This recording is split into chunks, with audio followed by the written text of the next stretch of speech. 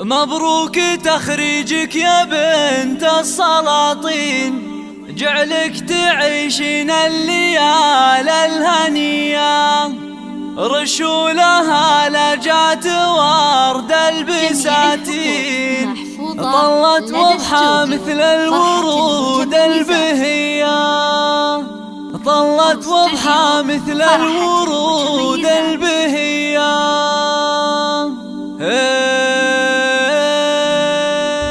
للشعر موقف القصايد عناوين، فرايد تسمو بها الشاعرية. مبروك تخريجك يا بنت السلاطين، جعلك تعيشين الليالي الهنية. رشولها لجات ورد البساتين، طلت وضحى مثل الورود البهية. وضحى سمية جدتك باشا الزين، الله عطاها الزين والقابلية، الله عطاك الزين والقابلية. يحماك ربي من عيون الحسودين، يا الفارقة والمترفة والقوية. أبوك خالد من رجال مسمي، خالد أبو سعد زبون الونية. يعيش خالدك عامل معادي، ناره لك اسب الطيب والمجد حياه. أمك غلاك اللي على الخلق والدين، أم العطايا والكفوف الندية، أم العطايا والكفوف الندية.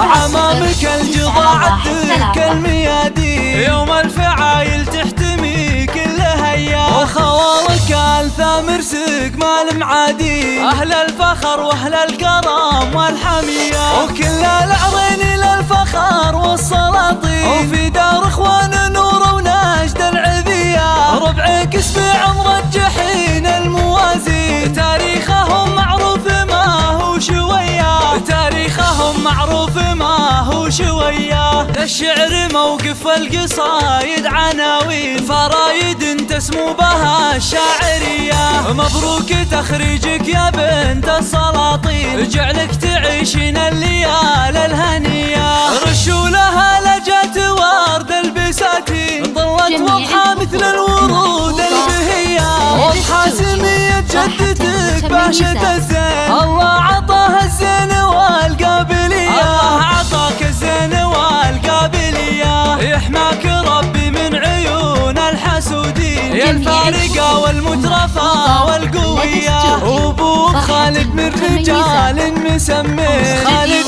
أبو سعد زبون الونية. يعيش خالدك عامل معادي، ناره لك اسب الطيب والمجد حياه. أمك غلاك اللي على الخلق والدين، أم العطايا والكفوف الندية، أم العطايا والكفوف الندية. عمامك الجضاع الدك الميادين، يوم الفعايل تحتمي كل هيا. وخوالك الثامر سقمال معادين، أهل الفخر وأهل الكرم والحمية. وكل العرين للفخر والسلاطين، وفي دار اخوان